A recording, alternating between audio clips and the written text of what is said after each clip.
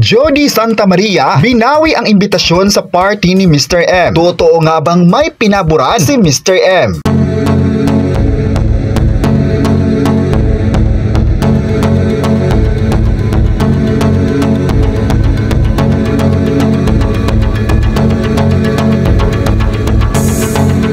Binawi pala ang imbitasyon ni Jody Santa Maria para sa tribute party na ibinigay sa dating Star Magic Honsho na si Johnny Manahan o mas kilala bilang Mr. M.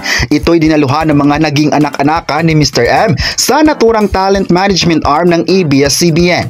Inorganisa ng talent manager na si Karen Pascual at ilang malalapit na kaibigan ni Mr. M ang Night of 100 Stars na ginanap sa Marriott Hotel kung saan dumalo ang original talents ng Star Magic. Naroon sina Piolo Pascual, Jericho Rosales, Christine Hermosa, Kay Abad, Bia Alonso, John Lloyd Cruz at marami pang iba.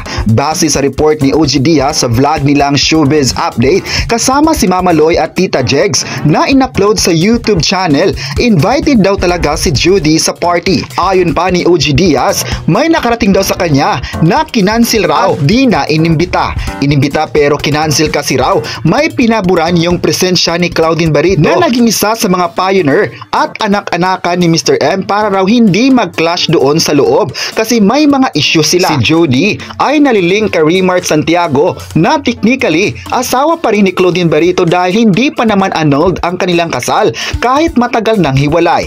Dagdag pa ni OG Diaz dahil baka raw awkward yung moment kung magkangitian yung ibang artistang naroroon. Hindi katulad ni Bia at Julia Barito na nag-usap dahil okay na sila.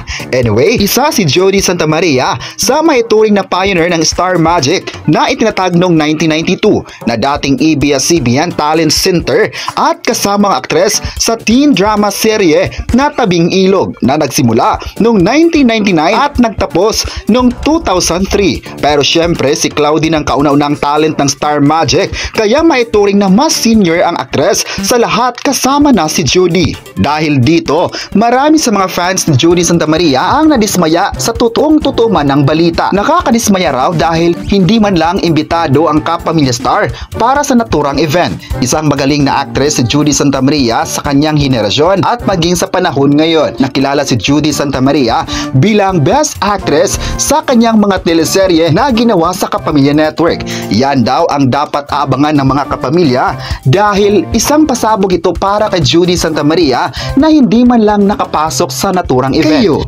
ano ang masabi nyo na kinansil raw ang imbitasyon kay Jody Santa Maria para kay Claudine Barito? I-comment na kung sang-ayon ba kayo rito at huwag kalimutang i-subscribe ang ating YouTube channel.